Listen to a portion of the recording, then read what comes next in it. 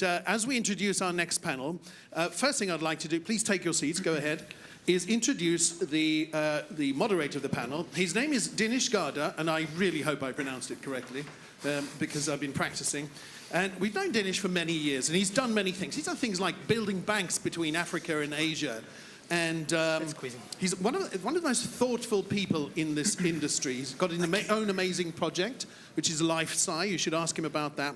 And he's always in the top 10% of blockchain influencers. So nobody better to host this panel, because this panel is about securing your crypto assets. Please put your hands together for Dinesh and his panel. Thank you so much. Thank you, Eric. Okay, so I'll try to make sure that we have some dynamic on this. So it was great to have Charles before. I'm a huge fan, and fantastic work he's been doing with Cardano. And I think the point that we just as a starting idea is that we are in the inception of all this thing about crypto and blockchain. There's a lot of work to do. We can make a parallel with the 1928, with the stock market that started, or with the beginning of the internet. But this is much more radical, because if you look at 1928, there was a very small part of the percentage of the world economy that was not even accessed, it was just the US.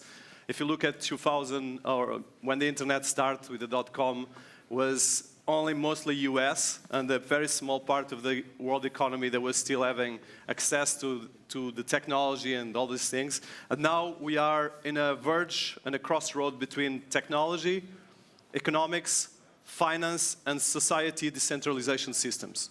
So when it comes to security, and I have a fantastic panel here, this is a cornerstone. And this cornerstone starts before crypto. It starts with all the data, and actually this week has been probably one of the most fantastic weeks to discuss about ownership of data, security, privacy, and a lot of other subjects. But when it comes to security, and I will pass to my panel, we have a lot of challenges, a lot of opportunities, but all of us here are depending on security, especially the ones over here using crypto. So one question is, who has a wallet here? Great, so we are among peers. That's fantastic to see. Who has been hacked?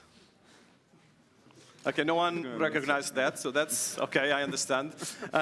So I think that's a good point to start. So security touches all. It touches on the privacy, but it touches especially on our money. And I think when it touches our money, we become much more sensitive. So what I'll do is we're going to discuss three angles. So a point of situation about security. I don't have a lot of time. I'll try to synthesize as much as possible. The second part is best practices and case studies. And the third point is kind of some trends and some ideas that we see coming from the industry. And without spending more time, I'll pass the panel. I'll ask each of you to introduce with a small bio, as synthetic as possible, and then we go with the areas that we want to discuss. Thank you. So my name's David White. I'm CEO of a company called Keybox. And I'd like to start by saying, and particularly in view of my esteemed colleagues, that I'm not a security expert. In fact, I'm something that many of you will find a little bit scary, which is I'm a banker. So I'd just like to get that out there and start with that. My history was I was head of technology innovation for a small Scottish bank called the Royal Bank of Scotland. We did some interesting stuff there. I then went on to be, I guess, what you'd call a serial entrepreneur, doing some KYC AML companies and an AI company. And my journey into this is, as a banker and a fintech person, blockchain was the next brave frontier. And I spent a lot of time understanding how blockchain is going to hopefully revolutionize banking and avoid some of the mistakes we've made historically. But in doing blockchain, I decided to have a look at crypto, and I realized that I needed to be a security expert. And that's why I'm here today. In order for me to be safe in the crypto world, suddenly all of the things I didn't have to worry about in the traditional world of banking, such as understanding how my bank actually goes about securing my money, were a concern for me as a member of the general public entering the crypto world. And that's really what brought me here today, to say, actually, from a usability point of view, I shouldn't be a security expert. I should be able to enter the crypto world as maybe what one would describe as a sophisticated investor and feel safe. And unfortunately, as we stand today, I probably need to know more than just what I need to know from opening a banking app. So that's how I arrive here today.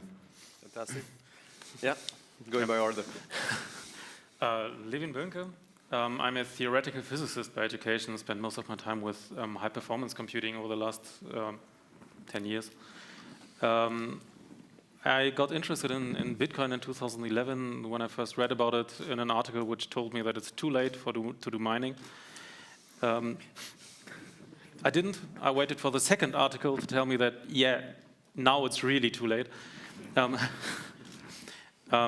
Yeah, so ever since then, I had like half my time doing physics, half my time doing keeping up with developments in crypto. And now in October, I joined Crypto Finance as head of research, bringing the technology side into a company which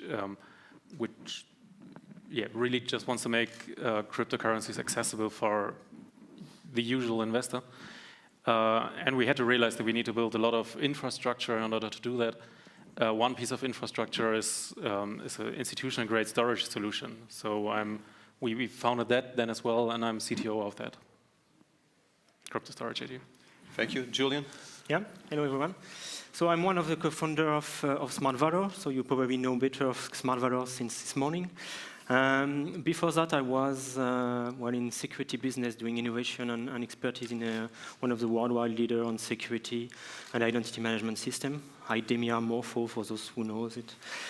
I like to tell that, well, I started to do research on crypto before crypto.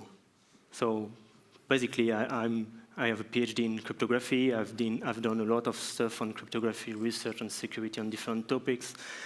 I've been managing, for instance, a smart cards attack team during a while, and always trying to bring new, let's say, security technologies to product, to business, and doing innovation like that. And I've been done that during almost 15 years, and at some point I decided to join Smart Valor journey because I always like to see where there is somewhere where there is challenge, because there is lack of usability, lack of security, because, well, today we will talk about that, but today for crypto, for blockchain, we are often very focused on the tool itself, but the whole life cycle of the system, also, everything is very important. This is where usability and security is a challenge in general. Very good. So, Eric? Hello, everyone. Yeah. It's working. Hello, yeah. My name is Eric Larchevêque. I'm an entrepreneur. I did a few startups and projects in Europe. And in 2013, I discovered Bitcoin, and it immediately struck me as the fourth industrial revolution. I really had to do something in the space, but I had no idea what to do. So I opened a Bitcoin center in Paris, La Maison du Bitcoin, the House of Bitcoin, which is still quite popular now, where basically you can buy and sell Bitcoin on a trading desk. And following this Bitcoin center, I met a few people, and we decided to found Ledger, which basically comes from the smart card industry, and we build hardware security solutions for crypto assets. Our hardware wallet, the NanoS, has been quite popular. We have sold 1 million units last year, so maybe some of you have this little device. And we continue our journey to build security solutions for enterprises and also for industrials, machine-to-machine payments, etc. So it's a long journey ahead, but a very exciting one. Thank you so much. So trying to pass, because there's a lot of expertise here in the panel. So a couple of questions. So who is doing an ICO at the moment? Not so many people. Who is looking more from an institutional perspective of security, or from let's say institutional perspective of security? Just put your hand, please. Thank you. And from a personal perspective? I think the rest, no? Okay, so we have more interest on the personal security than actually on institutional. It's quite important to align the questions that I'm going to ask and make this as useful as possible. So what I would like to start, I think the first thing is how to store crypto. Let's start with that, because I think there's a lot of golden rules, there's a lot of questions, but one thing that was mentioned by most of you is the UI and UX of crypto is a disaster. I'm sorry, if you go to my Ether wallet, you get nervous. I get nervous each time I go there, and I've been on this for some time. So it's really a big problem. But let's start by you, because you have one of the biggest platforms in trying to get this more dynamic. So how would be the guidelines? So forget your expertise. So someone that is storing crypto, what would be the guidelines that you suggest? So let's start with this and then try to interact from a banking perspective, from a security, and from a more research basis. Well, to understand what it means to own cryptocurrencies, we need to understand that the property system is defined by ownership of an information, which basically we call that a private key, but it's data. And whoever knows this information can access the funds. So the question is, how do you manage this information? And you can store it on your computer, and basically that will be like buying gold and storing it on your chimney. It works. I mean, nobody can prevent you to do that, but it doesn't scale. So if you are serious about storing, managing cryptocurrencies, and if you want to own it, because there is also the possibility to use like a bank or an exchange, which basically will manage them for you. If you want to own it, you need to buy a safe, a digital safe, and like a hardware wallet. But then the question is, it's quite complex. The experience of managing crypto with a hardware wallet, a device, is not easy. And at Ledger, for instance, we certainly faced a very difficult challenge, which is basically to bridge security of assets where no one understands what they are doing, because no one understands really Bitcoin, especially the newcomers, and in the same time trying to give an experience of easiness, to be able to use crypto without thinking. But if you are your own bank, you have a lot of powers, and comes a lot of responsibilities, to quote Spider-Man. So it's true that it's not easy, and I think all the industry face a big UX challenge. And for the months and the years to come, it's certainly a large part of the research and development beyond pure security.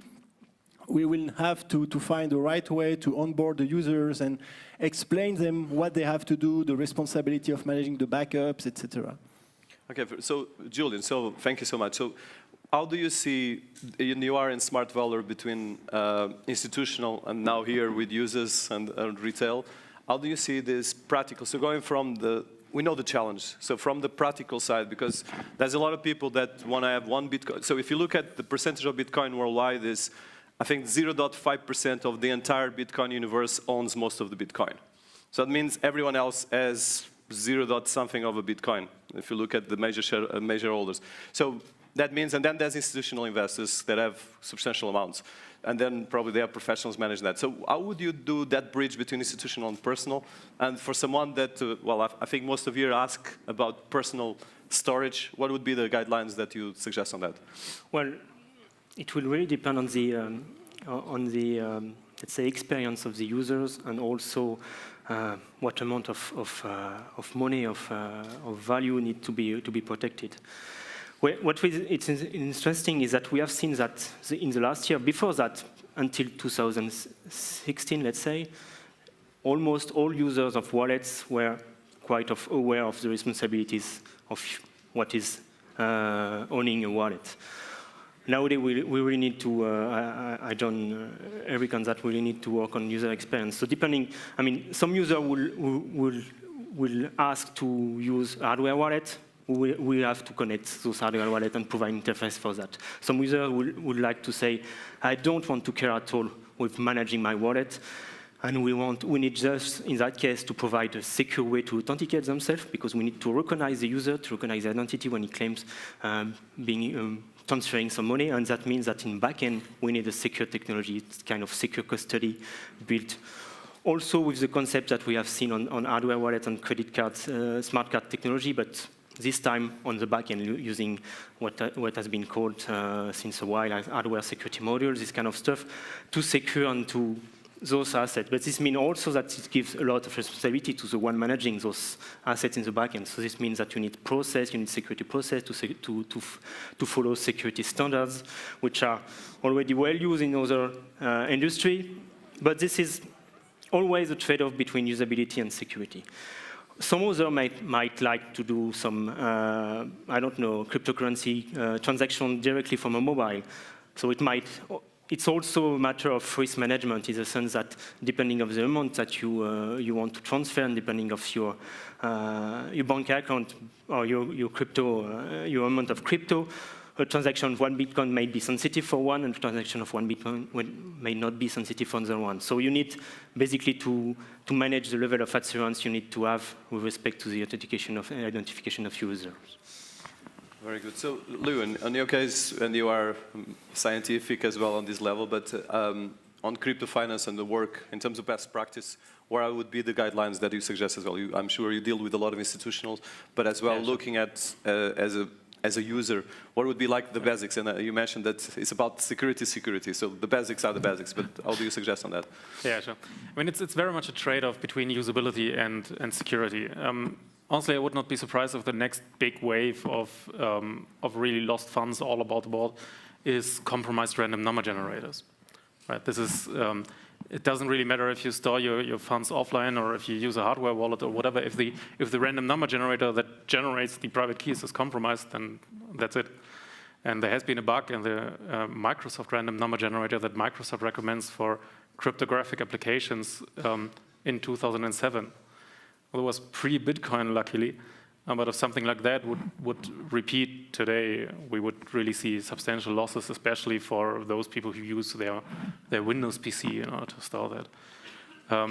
So the safest solution that you can have is just take a good book about cryptography, take these precision dice made of cellulose and nitrate, I guess, yeah. You have to store them cold, you have to store them dry, otherwise they crack and have density deviations. Go into a dark room, just roll your dice, generate your private keys from that, generate the public keys, have that all in mind. That's totally secure, that's probably the best they can do, also better than, hardware wallets, for example. They do have some considerations as well. But it's totally impractical. Nobody can do that. Nobody can remember their private key. So you very much optimize for security. You totally neglected integrity, for example. If you forget the keys, then everything is gone. So it is about finding the right spot there. And where you are on that right spot also very much depends on your personal level of paranoia. I'm very happy still having paper wallets that I generated like 5 years ago by now, and I still use them. Right? I still have a stack of them. I'm still comfortable using them, just because at that time, first I put a lot of work into producing them. I did combine several random number sources, and entropy has the property that it only gets better if you combine them. And I just generated those. At these days, I would have a hard time finding a printer where I can be sure that it does not store the private keys, right? That the printer doesn't have a memory. At that time, luckily, I still had one lying around. So the times where you can really generate, and there was not a lot of attention at the time on those attack vectors. So this pile of paper wallets is quite valuable to me at this point. For my day-to-day spendings, I'm comfortable using a hardware wallet. Where that level of paranoia is fine. I use, sorry to say that it's a great product, but I use, for example, the digital bitbox, not a ledger, just because of supply chain attacks. Right? Digital bitbox is sitting in Zurich. I can buy it from them directly. That just excludes certain attack vectors where your device is compromised on the way shipping to you. But I'm very much on the paranoid side also in my personal life. You might have noticed that now, which also, of course, transfers into the experience that we now make with institutional clients. So passing to you, and I want to do the bridge between, because you come from banking, of course, most of the things that I think most of the three of you are talking is a very small percentage of people that are doing hard wallets. Let's be honest. I would say that probably even in the audience, if I asked, very few people will ask the end. But one question I would like is, I think the challenge right now is that you can actually store your crypto in a wallet or in an exchange. And I think probably, who stores more, actually, one question, who has more than 3 or 4 cryptocurrencies in your portfolio? That's great, so you have a great audience here. And do you do it more in exchanges? Who has everything through exchanges? Very few people. Okay, so very good. So that means you have a very good advanced level. So passing from a banking perspective to wrap up this subject. Yeah, I mean, I think it's one of the things we learned in banking very early on is the more complex you make the security, the less secure it's going to be. And that's simply adoption. And I think the problem you see is that if you're, Lewin's description, I'm going to find a dark room later today, but the reality of that is the adoption of that process would be virtually zero, and hence, fundamentally, the systems are insecure. And I think, we kind of brushed over UX and UI, but I think as a principle, one of the things, and the main driver around Keybox is the only way to create mass adoption is to make security easy. Because people will not deal with money when it's not secure. We don't like leaving our wallet on a train. We think that's insecure. So in order to get mass adoption, security has to be a given. And in order for security to be a given, it has to be easy or we won't get adoption. Yeah, that's the cornerstone of all of this. So coming back to Eric in terms of ledger, but as well in terms of general, and I think we went in terms of the wallet.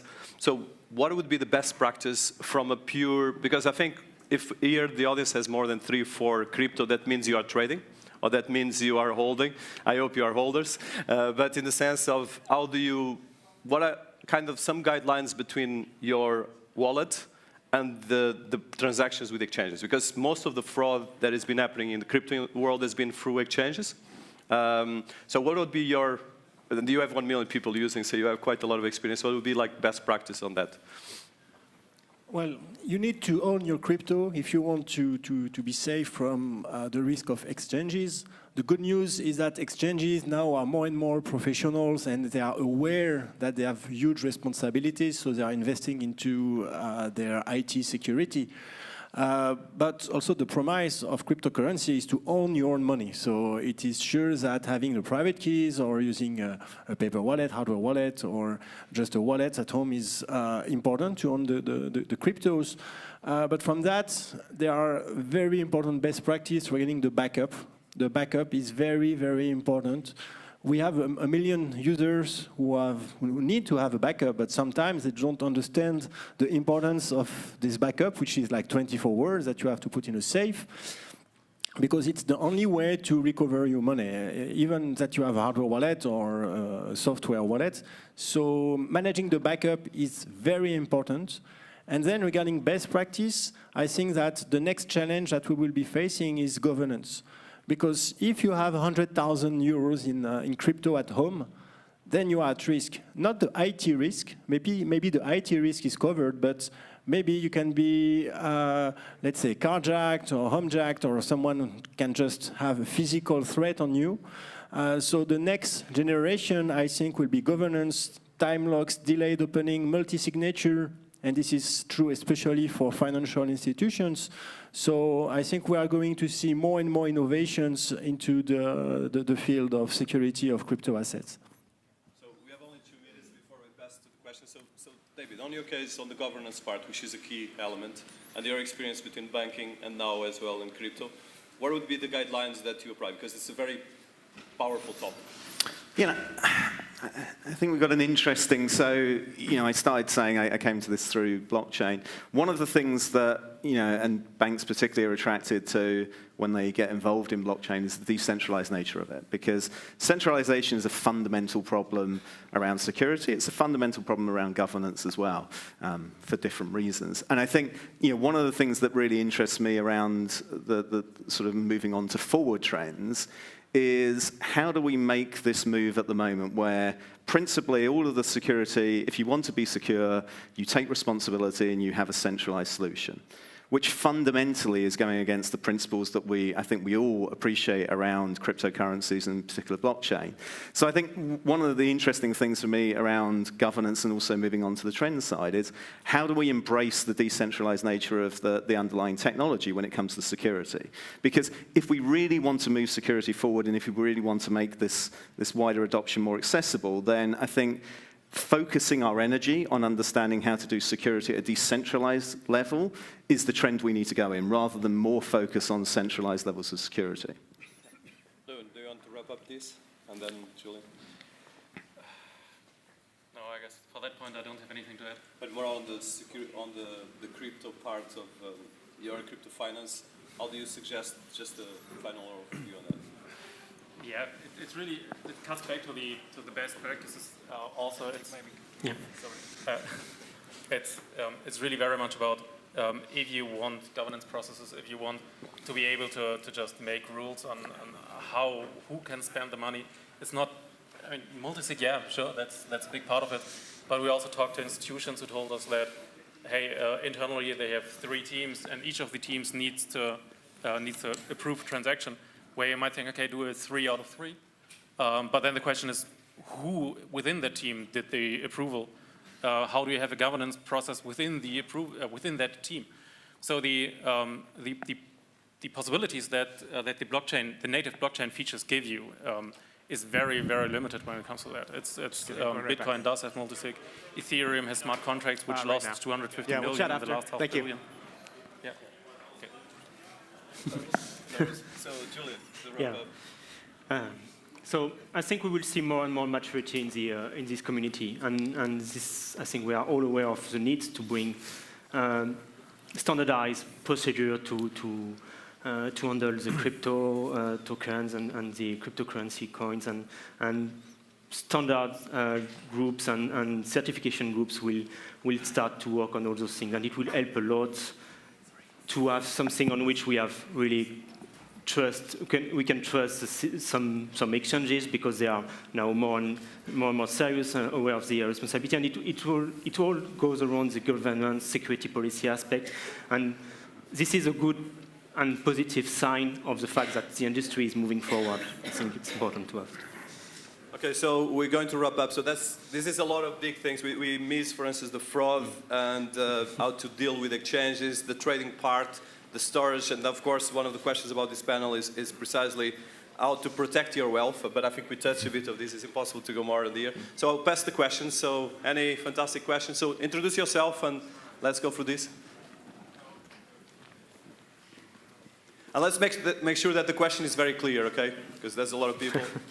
Hi, Sophia.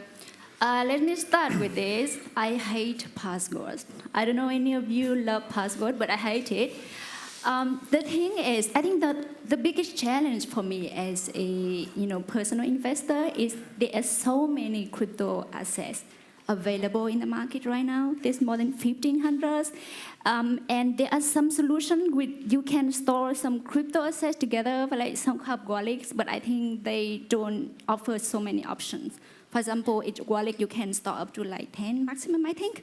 So how do you see the market is moving? Which direction? Do we will have a solution where we can store, many crypto assets together so that we don't have so many passwords anymore? Thank you. So I just want to, before I pass to the table, I think biometric technology is going to be key for that. And then as well, hopefully, as the exchange became more mature, we're going to have solutions like banking or BitWallets or BitPays, and without doing any advertisement on that I think are going to be key for the maturity of anyone that wants to invest. And I think it's very important that at the moment there's around 16 million people using wallets or holding Bitcoin, sorry, not wallets. And I think, or Bitcoin or some kind of crypto. And according to some new numbers, it might go to 50 million people, especially between US, Asia, and China, South Korea, and Japan. So I think there's a huge right now new audience coming. But as we mentioned here, the UI, UX, and the platforms are still in the beginning. And as well, bearing in mind that we have 1,500 cryptocurrencies, most of them that come from ECR through 20, there's a lot of dependence over my Ethereum wallet and Ethereum. So I think passing through this and trying to go, probably you, because you've been on the bridge between the two parts, and then...